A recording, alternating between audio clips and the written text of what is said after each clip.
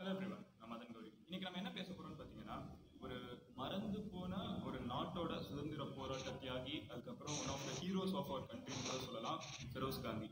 ஃபெரோஸ் காந்தி யாருன்னு பார்த்தீங்கன்னா, இப்போ நம்ம பார்த்துட்டு இருக்க சோனியா காந்தி, ராகுல் காந்தி, அப்புறம் ராஜீவ் காந்தி, சஞ்சய் காந்தி, இந்திரா காந்தி, இவங்களுக்கெல்லாம் காந்திங்க பெயர் வந்ததுக்கு காரணமே இந்த ஃபெரோஸ் காந்தி தான்.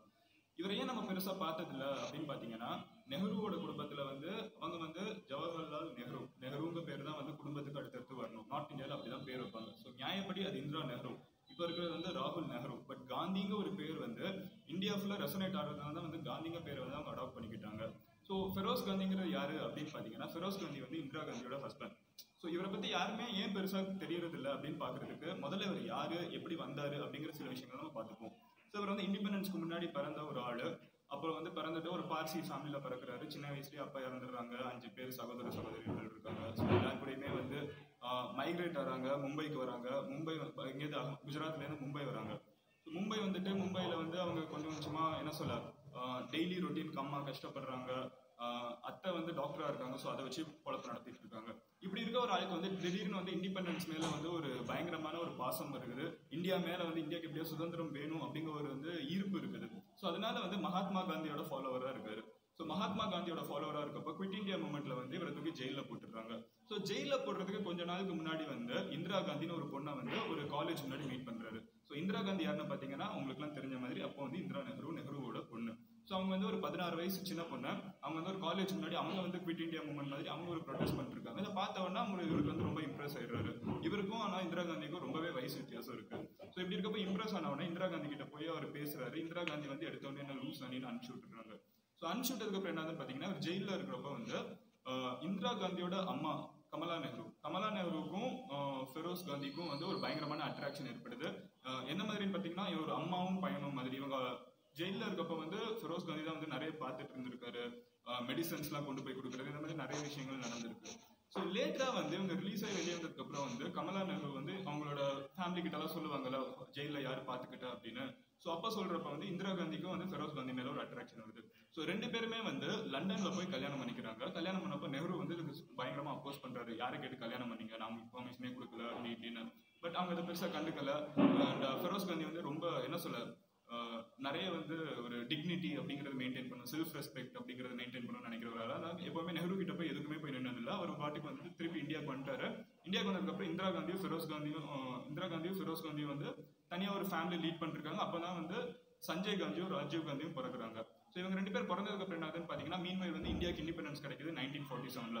ஸோ 1947ல இண்டிபெண்டன்ஸ் கிடைச்சதுக்கு அப்புறம் என்ன ஆகுதுன்னு பாத்தீங்கன்னா, 1950ல நடக்கிற முதல் எலெக்ஷன்ல வந்து ஃபெரோஸ் காந்தி வந்து ஜெயிக்கிறாரு. ஃபர்ஸ்ட் இந்தியன் இண்டிபெண்டன்ட் எலெக்ஷன்ல வந்து அவர் வந்து ஒரு ப்ராவின்ஸ்ல ஜெயிக்கிறாரு. ஸோ ஜெயிச்சதுக்கு அப்புறம் பார்லிமெண்ட் போறாரு. பார்லிமெண்ட்ல போய் அவர் பண்ண சில விஷயங்கள் வந்து எல்லாருக்குமே வந்து ஒரு திகிரான ஒரு விஷயமா இருக்கு. எந்த அளவுக்குன்னு பாத்தீங்கன்னா, நெஹ்ரு ஏதாவது தப்பு பண்ணாருன்னா பார்லிமெண்ட்ல எந்திரிச்சு நெஹ்ரு வந்து நீங்க பண்றது தப்புன்னு வாயை திறந்து சொல்லுவாரு. அதே மாதிரி இப்ப எல்ஐசின்னு ஒரு விஷயம் வந்து நீங்க உலகம் ஃபுல்லா பாத்துட்டு இருக்கீங்க, ரொம்பவே நல்ல ஒரு கவர்மெண்ட் ஆர்கனைசேஷனா இருக்கு, இல்ல கவர்மெண்ட் ஹெல்த் ஆர்கனைசேஷனா இருக்குன்னா அதுக்கு காரணம் வந்து ஃபெரோஸ் காந்தி தான். அவர் தான் வந்து எல்ஐசி வந்து இந்த மாதிரி நம்ம பப்ளிக் ஆக்கணும், மக்களுக்கு ஹெல்ப் பண்ணணும் அப்படிங்கிற ஐடியாலாம் கொண்டு வந்தது. ஸோ இவ்வளவு பெரிய ஆளை வந்து நம்ம வந்து இப்பெல்லாம் கண்டுக்கிறதே இல்லை. இவரோட கடைசி காலத்துல வந்து நம்ம மறந்து போறதுக்கு காரணம் என்னன்னு பாத்தீங்கன்னா, இவர் வந்து ஆல்மோஸ்ட் ஒரு டிசீஸ் வந்துருது. அவருக்கு வந்து நெஞ்சு வலி இருக்கிறது, அடிக்கடி நெஞ்சு வலி வருது. இவருக்கு உடம்பு சரியில்லைங்கிறதுனால இவர் வந்து உடம்பு சரியில்லாம வீட்டுல வந்து பெட் ரிட்டனா இருக்கப்போ அவருக்கும் இந்திரா காந்திக்கும் பெரிய சண்டை வந்து இந்திரா காந்தி வந்து ஃபெரோஸ் காந்தியை விட்டு போயிடுறாங்க. மறுபடியும் அவங்க இறந்து போறப்போ வந்து தான் பாக்குறாங்களே தவிர அது வரைக்கும் இடையில வந்து அவங்க 2 பேருமே மீட் பண்ணிக்க கூட இல்லை. ஸோ இவ்வளவு பெரிய கேப்னால என்னன்னு பாத்தீங்கன்னா, இந்திரா காந்திக்கும் ஃபெரோஸ் காந்திக்கும் இருக்க பெரிய பெரிய பிரச்சனை தான் வந்து கடைசியில வந்து நம்ம ஃபெரோஸ் காந்திங்க ஒரு ஆளை மறந்து போறதுக்கே ஒரு காரணம் ஆயிடுச்சு. மேபி அவங்க 2 பேரும் ஒரு நல்ல ரிலேஷன்ஷிப்ல கடைசி வரைக்கும் இருந்திருந்தாங்கன்னா இவர் எவ்வளவு பெரிய ஆளு நம்மளுக்கு தெரிஞ்சிருக்கும். ஸோ இவர் வந்து ஒரு மறைக்கப்பட்ட ஒரு ஆளு. இப்போ காந்திங்க ஒரு பேருக்கு காரணமே இவர் தாங்கிறது நம்மள எத்தனை பேருக்கு தெரியும். ஸோ இந்த ஒரு விஷயத்த உங்ககிட்ட ஷேர் பண்ணணும்னு நினைச்சேன். Exciting right? நீங்க வந்து you just unlock the most confusing thing. ஏன்னா எப்பவுமே யோசிச்சிருப்பீங்க நெஹ்ருக்கு பிறந்தது எப்படி இந்திரா காந்தி ஆகும்னு நிறைய பேர் யோசிச்சிருப்பீங்க. அதுக்கு காரணம் இதுதான். அதான் உங்ககிட்ட நான் ஷேர் பண்ணணும்னு நினைச்சேன். ஸோ ஃபெரோஸ் காந்திங்க ஒரு ஆளை வந்து கவர்மெண்ட் ரெகக்னைஸ் பண்ணாம இருக்கலாம், நம்ம டெக்ஸ்ட் புக்ல வாசிக்காம இருக்கலாம். பட் நம்ம ஒரு சொசைட்டியா இருக்கும், ஒரு கம்யூனிட்டியா உருவாயிட்டு இருக்கும். ஸோ இந்த கம்யூனிட்டி வந்து ஃபெரோஸ் காந்தினா யாருன்னு எல்லாத்துக்கும் தெரியணும் அப்படின்னு நான் நினைச்சேன். அதுக்காக தான் நான் அதை சொன்னேன்.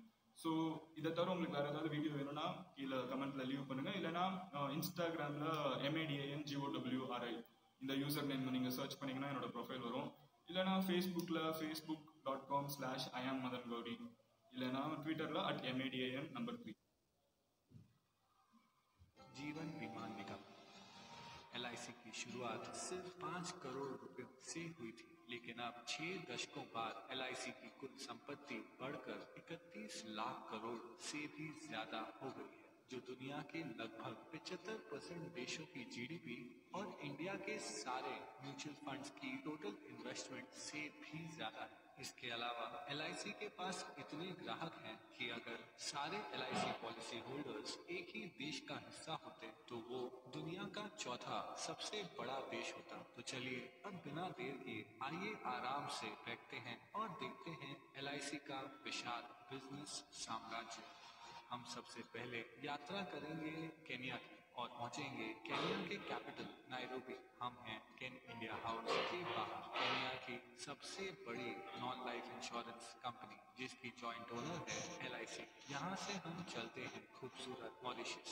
हम पहुंचेंगे पोर्ट लुइस के LIC सेंटर। यहाँ मॉरिशस में LIC पिछले 6 दशकों से काम कर रही है और इतना ही नहीं, यहाँ के एकांत रॉड्रिगस आइलैंड में जीवन बीमा देने वाली पहली कंपनी LIC ही थी। अब मॉरिशस के बीच से चलते हैं हम रेगिस्तान की ओर और पहुंचेंगे बहरीन। LIC इंटरनेशनल बहरीन की सबसे बड़ी जीवन बीमा कंपनियों में से एक है। ये जॉइंटली ओन्ड कंपनी बास के UAE, कुवैत और ओमान में भी लोकप्रिय है। इसके अलावा LIC का business Saudi Arabia, Sri Lanka, Nepal, Bangladesh, Singapore, United kingdom और आइलैंड नेशन फिजी में भी फैला हुआ है। अब मनमोहक फिजी से हम आखिर में पहुंचेंगे भारत। यहाँ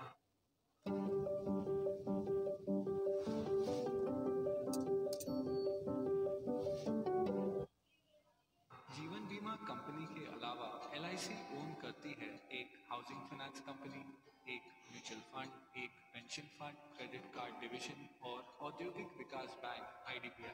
LIC इतनी विशाल है कि उसके पास 11 लाख से ज्यादा एजेंट्स हैं और हर साल सिर्फ कमीशन में 20,000 करोड़ से भी ज्यादा का भुगतान करती है। इतना ही नहीं, LIC भारत की सबसे बड़ी इंस्टीट्यूशनल इन्वेस्टर यानी संस्थागत निवेशक है और LIC की बहुत सारी कंपनियों में महत्वपूर्ण शेयर होल्डिंग है। इस वीडियो में हम उनमें से कुछ कंपनियों को गौर से देखेंगे। LIC के इन्वेस्टमेंट्स को समझने के लिए चलिए सैर पर चलते हैं।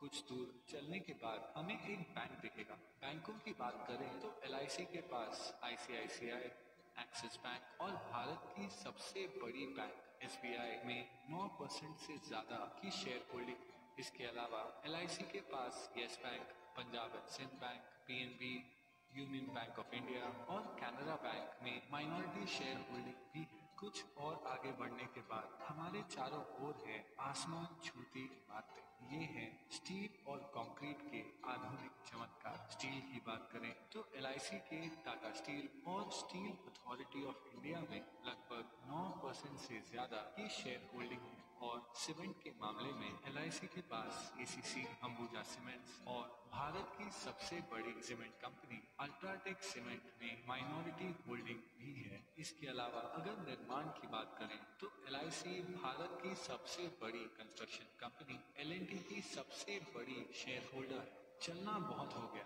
अब आइए कोई कार चलाते हैं। हमारे पास 2 विकल्प हैं। हम भारत की सबसे बड़ी कार कंपनी मारुति सुजुकी या भारत की प्रमुख SUV निर्माता महिंद्रा एंड महिंद्रा की कार चुन सकते हैं। वैसे महिंद्रा एंड महिंद्रा दुनिया की सबसे बड़ी ट्रैक्टर बनाने वाली कंपनी भी है। हम जो भी ब्रांड चुनते हैं, LIC की इन दोनों कंपनियों में 5% से ज्यादा की शेयर होल्डिंग है। लेकिन क्या होगा अगर कार की बजाय हम एक मोटरसाइकिल की सवारी करें? उस मामले में भी LIC माइनॉरिटी शेयर होल्डर है बजाज ऑटो, TVS और दुनिया की सबसे बड़ी 2 व्हीलर निर्माता हीरो मोटोकॉर्प की। अब हम हमारी बाइक ढलते हुए सूरज की ओर लेकर जा रहे हैं। लेकिन क्या होगा अगर हमारा पेट्रोल खत्म हो जाए? अगर पेट्रोल की बात करें तो यहाँ भी LIC का माइनॉरिटी हिस्सा है। तेल मार्केटिंग कंपनीज जैसे ONGC, BPCL, गेल, कैस्ट्रॉल इंडिया और भारत की सबसे बड़ी commercial oil company Indian oil में। अब हम हैं एक आलीशान होटल के बाहर। ये है आईटीसी ग्रुप का होटल आईटीसी मराठा। आईटीसी के पूरे भारत में 100 से भी ज्यादा लग्जरी होटल्स हैं। वो एशिया की सबसे बड़ी सिगरेट बनाने वाली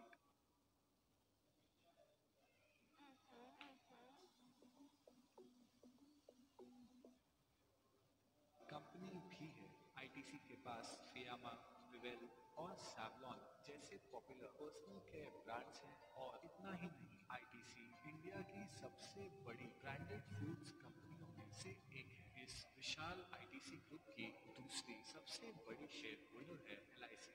चलिए आईटीसी से अब हटकर आईटी यानी इंफॉर्मेशन टेक्नोलॉजी की बात करते हैं। एलआईसी 4% से ज्यादा हिस्सा होल्ड करती है इन्फोसिस, विप्रो और टीसीएस में। टीसीएस भारत की सबसे बड़ी आईटी कंपनी है जिसका मार्केट कैप 7 लाख करोड़ से भी ज्यादा है। चलिए अब थोड़ी देर रुक जाते हैं और देखते हैं ढलते हुए सूरज को, जो अपने साथ धीरे धीरे ये सुनहरा दिन ले जा रहा है।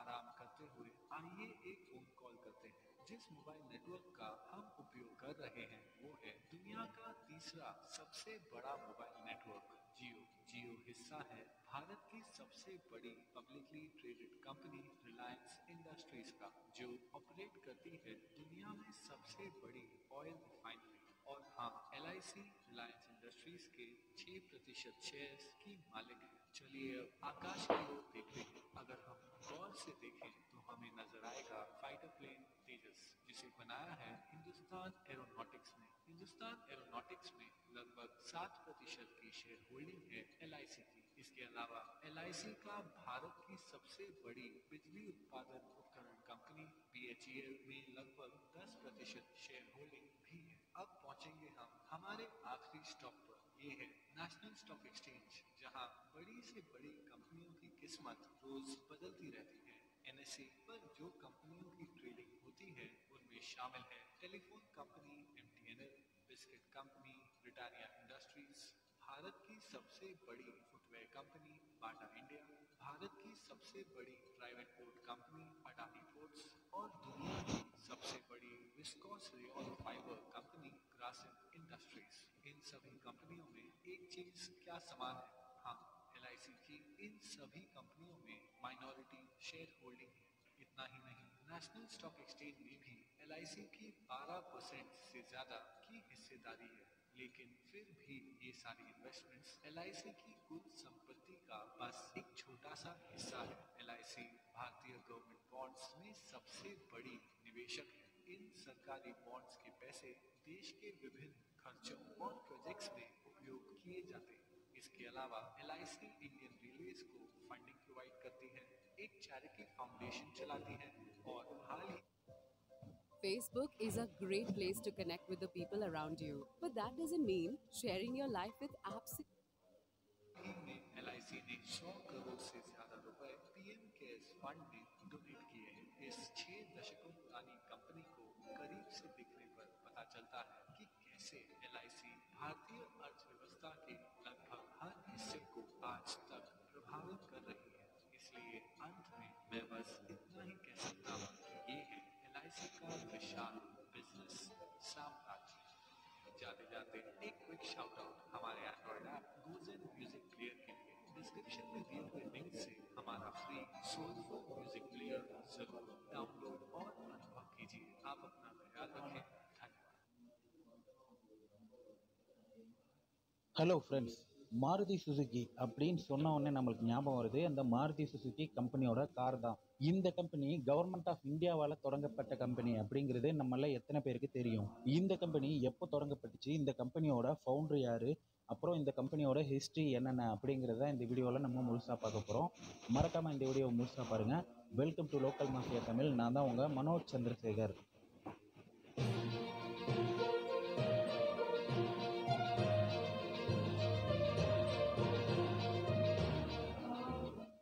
அடே என்னப்பா நீ இப்படி சொல்கிற? மாருதி கம்பெனி மாருதி சுசுகி ஜப்பானோட கம்பெனி, நீ சொல்கிறதெல்லாம் உண்மையாக இருக்காது அப்படின்னு சொன்னீங்கன்னா மறக்காமல் நீங்கள் போய் கூகுளில் மாருதி சுசுகி கம்பெனியோட ஹிஸ்ட்ரியை சர்ச் பண்ணி பாருங்கள். அப்புறமா உங்களுக்கு தெரியும் இந்த மாருதி கம்பெனி இந்தியன் கவர்மெண்ட்டால் தொடங்கப்பட்ட கம்பெனி அப்படிங்கிறது. இந்த மாருதி கம்பெனியோட ஃபவுண்டர் யார் அப்படின்னு பார்த்தீங்கன்னா சஞ்சய் காந்தி. அதாவது நம்ம இந்திரா காந்தி அப்படின்னு நம்மளுக்கு ஒரு பிரதமர் இருந்தாங்க இல்லையா, அவங்களோட பையன் ராஜீவ் காந்தியோட தம்பி.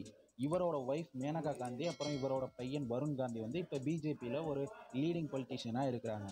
1971 இந்திரா காந்தி பிரதமராக இருக்கிறப்போ மக்களுக்கு மலிவான விலையில் கார் தயாரித்து கொடுக்குறோம் அப்படின்னு ஒரு ஸ்கீம் வந்து ஒரு திட்டம் ஆரம்பிக்கிறாங்க. அப்படி 1971 ஆரம்பிக்கப்பட்டது தான் மாருதி மோட்டார்ஸ் லிமிடெட் அப்படின்னு கவர்மெண்ட் ஆஃப் இந்தியாவில் ஆரம்பிக்கப்பட்டது தான் இந்த கம்பெனி. அப்போது அந்த கம்பெனிக்கு எம்டியாக நியமிக்கப்பட்டவர் தான் இந்த சஞ்சய் காந்தி, இந்திரா காந்தியோட மகன். அவருக்கு முன் அனுபவம் இல்லை அப்படிங்கிறத நிறைய சர்ச்சைகள்லாம் அந்த காலத்திலே இருந்திருக்குது. ஆரம்ப காலகட்டத்தில் அவர் வந்து என்ன பிளான் பண்ணியிருக்காரு அப்படின்னு பார்த்தீங்கன்னா, கார்ஸை வந்து வெளிநாட்டிலேருந்து இறக்குமதி பண்ணலாம், அல்லது ஏதோ ஒரு வெளிநாட்டு கார் கம்பெனியோட கொலாபரேஷன் வச்சு இந்தியாவிலேயே கார் தயாரிக்கலாம் அப்படின்னு தான் பிளான் வச்சுருந்துருக்கிறாரு. இதுக்காக இவர் பல வெளிநாட்டு கார் கம்பெனியோட டீல்லாம் பேசியிருக்கிறாரு. ஆனால் எந்த டீலுமே சரியாக செட் ஆகலை.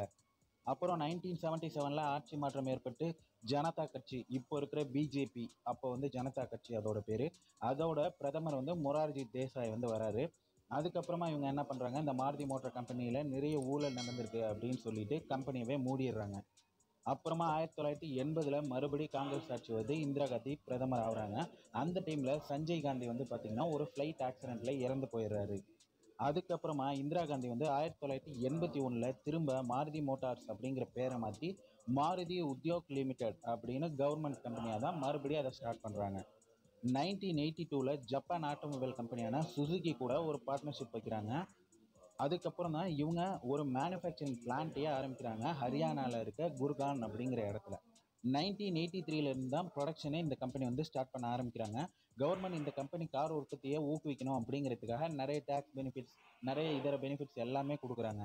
1984 தான் இவங்களோட ஃபர்ஸ்ட் கார் வந்து மார்க்கெட்டுக்கு வருது. அது வேறு எதுவும் இல்லைங்க, மாருதி வேன். நம்ம எல்லாருக்கும் தெரிஞ்ச ஆம்னி, மாருதி ஆம்னி நம்ம பார்த்துருப்போம் இல்லையா, அதுதான் இந்த கம்பெனியோட ஃபர்ஸ்ட் காராகவே இருக்குது. சேல்ஸும் ரொம்ப நல்லா போயிட்டுருக்கு. கிட்டத்தட்ட 50,000 காருக்கு மேலே ஒரு 2 வருஷத்தில் இந்த மாருதி வேன் வந்து விற்றுருக்குது. அப்புறம் 1985 சுசுகியோட ஜிப்சி ஒன்று சுசுகி SJ410 அப்படிங்கிற பேரில் விட்டுருக்குறாங்க. அதுவுமே கொஞ்சம் நல்லா சேல்ஸ் போயிருக்கு. அப்புறம் சுசுகி ஆல்டோ அப்படிங்கிற பேரில் 1986 ஒரு கார் ரிலீஸ் பண்ணியிருக்காங்க. சுசுகி 800, அதாவது மாருதி 800 அப்படிங்கிற பேரில் வந்துச்சு இல்லையா, அதுவும் ஆல்டோவும் சேம் தான். அந்த காலத்தில் அது வந்துச்சு. இந்த கார் தான் மிகப்பெரிய ஒரு மைல் ஸ்டோனாக இவங்களோட பிஸ்னஸ்லேயே அமைஞ்சுது. ஏன் அப்படின்னு பார்த்தீங்கன்னா, கிட்டத்தட்ட ஒரு வருஷத்தில் வந்து 1,00,000 காருக்கு மேலே இந்த கார் வந்து சேல்ஸ் ஆகிருக்குது. அப்புறம் 1989 மாருதி 1000 அப்படிங்கிற ஒரு கார் வந்து விட்டுருக்குறாங்க. அந்த கார் பெரிய அளவில் சக்ஸஸ்ஃபுல்லாக போகலை. அப்புறம் 1991 மாருதியோட 50% ஷேரை வந்து சுசுகி வாங்கிட்டாங்க. அதுக்கப்புறமா தான் மாருதி சுசுகி அப்படிங்கிற பேர் மாற்றமே செய்யப்பட்டிருக்கு. அதுக்கப்புறம் 1993 ஜென், 1994 எஸ்டீம், 1999 பெலேனோ, வேகனார், இது மாதிரி நிறைய சக்ஸஸ்ஃபுல் மாடல் வந்து இவங்க மேனுஃபேக்சர் பண்ணி விட்டுருக்குறாங்க. இதுக்கப்புறம் தான் பெரிய அளவில் இந்தியாவில் சேல்ஸ் மார்க்கெட்டையே இந்த மாருதி சுசுகி கம்பெனி பிடிச்சிருக்கு. இந்த மாருதி சுசுகி கம்பெனியோட மிகப்பெரிய சக்ஸஸ் அப்படின்னு பார்த்தோம்னா, இந்தியாவில் மிகப்பெரிய சேல்ஸ் அண்ட் சர்வீஸ் நெட்வொர்க்கை கிரியேட் பண்ணது தான். இந்தியாவிலே first toll free call centre காருக்காக ஆரம்பித்தது இந்த மாருதி சுசுகி கம்பெனி தான் அப்படிங்கிறதையும் தெரிஞ்சுக்கணும். இந்த மாருதி சுசுகி கம்பெனிக்கு வந்து இந்தியாவில் 3 இடத்துல மேனுஃபேக்சரிங் பிளான்ட் இருக்குது. குர்கான், அப்புறம் மனேசார் அப்படின்னு 2மே ஹரியானாவில் இருக்குது. அப்புறம் குஜராத்லேயுமே ஒரு பிளான்ட் இருக்குது. டோட்டலாக 3 பிளான்ட் இந்தியாவில் இருக்குது. இந்தியா தவிர வேறு எந்த நாட்டிலையுமே இந்த மாருதி சுசுகி கம்பெனிக்கு பிளான்ட் கிடையாது. மற்றபடி இவங்க பிஸ்னஸ் அப்படின்னு பார்த்தா மாருதி இன்சூரன்ஸ் அப்படிங்கிற வெஹிக்கிள் இன்சூரன்ஸ் வச்சுருக்கிறாங்க. மாருதி ஃபினான்ஸ் அப்படின்னு கார் வாங்குறதுக்கு லோன் கொடுக்குற அந்த ஃபினான்ஸ் கம்பெனி வச்சுருக்கிறாங்க. மாருதி ட்ரூ வேல்யூ அப்படின்னு யூஸ்டு கார்ஸ், அதாவது செகண்ட் ஹேண்ட் கார்ஸ் எல்லாம் விற்கிற ஒரு சர்வீஸும் இவங்க பண்ணிக்கிட்டு இருக்காங்க. மாருதி டிரைவிங் ஸ்கூல் அப்படிங்கிற பேரில் குறைஞ்ச விலையில் கார் டிரைவிங் கற்றுக் கொடுத்து அப்படியே லைசன்ஸ் எடுத்து கொடுக்குற அந்த சர்வீஸுமே இவங்க பண்ணிக்கிட்டு இருக்கிறாங்க. மொத்தத்தில் ஒரு மாருதி கார் வாங்கணும் அப்படின்னு நினச்சி நீங்கள் ஷோரூமுக்கு போனீங்கன்னா, லோனு, இன்சூரன்ஸ்லேருந்து டிரைவிங் லைசன்ஸ் எடுத்து கொடுத்து உங்களுக்கு கார் ஓட்ட கற்றுக் கொடுக்குற வரையும் எல்லாத்தையுமே இந்த கம்பெனி பண்ணி கொடுத்துருவாங்க. இப்போ கரண்ட்டில் இந்த மாருதி சுசுகி கம்பெனியோட 56% ஷேர் வந்து சுசுகி மோட்டார்ஸ் ஜப்பான் கம்பெனி கிட்ட தான் இருக்குது. ஸோ இப்போ ஓனர் வந்து பார்த்திங்கன்னா இந்த சுசுகி ஜப்பான் கம்பெனி தான். 7% ஷேர் வந்து எல்ஐசி கிட்ட இருக்குது. மற்றபடி எல்லா ஷேருமே மியூச்சுவல் ஃபண்ட், அசட் மேனேஜ்மெண்ட் கம்பெனிக்கிட்டையும் இண்டிவிஜுவல் ஷேர் ஹோல்டர்ஸ் கிட்டையும் தான் இருக்குது. என்னதான் இந்த மாருதி கம்பெனி வந்து இந்தியன் கவர்மெண்ட்டால் ஆரம்பிக்கப்பட்ட ஒரு கவர்மெண்ட் கம்பெனியாக இருந்தாலும், இப்போ இந்த கம்பெனியோட ஓனர் வந்து ஜப்பான் சுசுகி மோட்டார்ஸ் கம்பெனி தான் அப்படிங்கிறதையும் தெரிஞ்சுக்கங்க. நீங்கள் இந்திய பொருட்களே இந்தியாவிலே தயாரிக்கப்பட்ட பொருட்களையே வாங்கணும் அப்படின்னு நினைக்கிறவராக இருந்தால் இந்த மாருதி சுசுகி கம்பெனியோட காரை நீங்கள் கண்டிப்பாக வாங்கலாம். ஏன்னா இந்த மாருதி சுசுகி கம்பெனியோட கார் வந்து முழுவதுமாகவே இந்தியாவிலே தயாரிக்கப்பட்ட காராக தான் இருக்குது. இந்த கார்ஸோட மிக அதிகமான பொருட்கள் இந்தியாவிலே தயாரிக்கப்பட்ட பொருட்களாக தான் இருக்குது. அது மட்டும் இல்லாது இந்த மாருதி கம்பெனிக்கு வந்து இந்தியா தவிர வேறு எந்த வெளிநாட்டிலையுமே மேனுஃபேக்சரிங் பிளான்ட் வந்து இல்லை. இந்தியாவில் மட்டும்தான் இவங்களுக்கு மேனுஃபேக்சரிங் பிளான்ட்ஸ் இருக்குது. ஆனால் என்னவோ மாருதி சுசுகி கம்பெனியோட ஓனர் ஜப்பான்காரன் தான். ஓகே ஃப்ரெண்ட்ஸ், இந்த வீடியோவில் மாருதி சுசுகி கம்பெனியை பற்றி நான் சொன்ன இன்ஃபர்மேஷன்ஸ் எல்லாமே உங்களுக்கு யூஸ்ஃபுல்லாக இருந்திருக்கும்னு நினைக்கிறேன். இந்த வீடியோ உங்களுக்கு பிடிச்சிருந்தா இந்த வீடியோவை லைக் பண்ணுங்கள் அண்ட் உங்கள் ஃப்ரெண்ட்ஸோடு ஷேர் பண்ணுங்கள். மறக்காமல் நம்ம லோக்கல் மார்க்கெட்